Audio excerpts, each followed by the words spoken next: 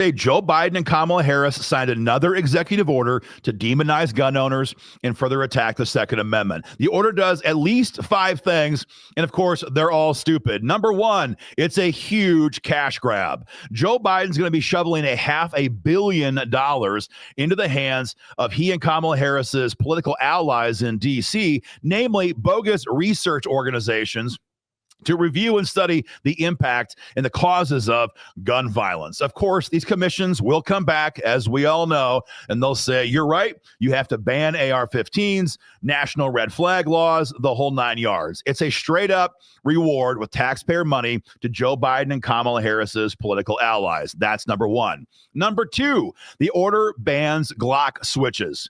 Now, of course, a Glock switch is functionally already illegal because when it's used on a handgun, it becomes a full auto machine pistol, and most of us can't own those. But of course, Joe Biden, as a supreme potentate of all the world, is going to stop violent crime with this order, or so he says. Hey, Joe, while you're at it, just ban cancer too. That would be great.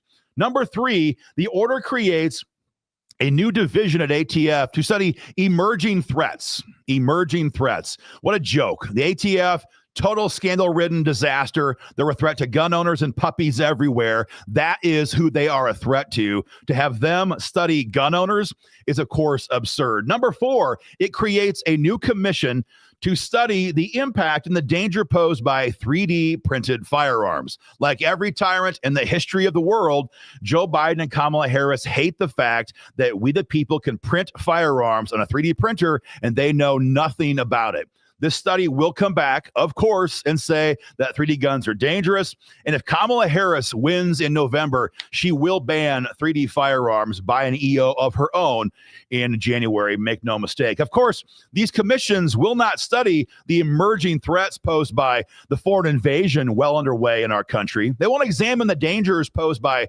gun-free zones, so-called, or deadly safe storage laws. But no, they will examine with taxpayer money how they can further use the power of the government to attack our gun rights. And number 5, and perhaps worst of all, this order from Joe Biden, functionally speaking, is going to be encouraging gun dealers to red flag young Americans. What do I mean by that? When Biden passed the Bipartisan Community Safers Act, heavy sarcasm intended, a couple of years ago, it raised the limits on waiting periods whenever someone sells a gun to an 18 to 20-year-old American. So right now they have 10 days, 14 calendar days to do a deep dive on a younger person's juvenile records, looking for mental health issues, examining sealed court documents. It's bad stuff. What this order does is says, hey, while you're doing that, be sure you examine the individual. And if he or she seems distressed, you should then work with local law enforcement if they have red flag laws on the books to try to red flag them at the point of sale.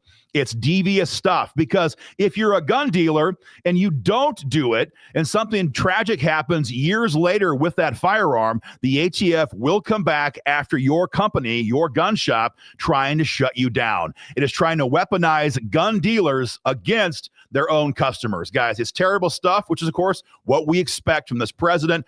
We'll see. Much of what Biden has done so far through orders has been undone in the courts. We'll see. Maybe this one also goes to federal